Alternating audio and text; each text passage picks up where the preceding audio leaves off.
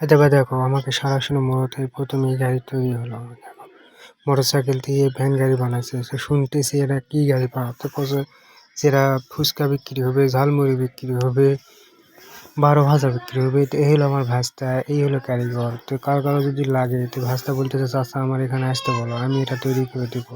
তো এই হলো গাড়ির কন্ডিশন। তো কেমন লাগলো সবাই একটু কমেন্টে জানাবেন।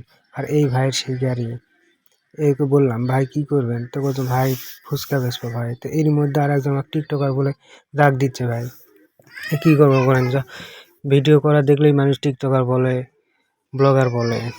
তো খুব সুন্দর লাগিচ্ছে ভাই, যদি কারো প্রয়োজন পড়ে তো আমাদের শাসন বাজারে আসবেন, এরকম গাড়ি তৈরি করে দিবে। তো ছোট গাড়ি, তো দেখেন খুব সুন্দরই লাগিচ্ছে। এখানে ভাইস্তা বারবার বলতেছে চাচা আমার নামটা বলো। সবাই একটু কমেন্টে জানাবেন।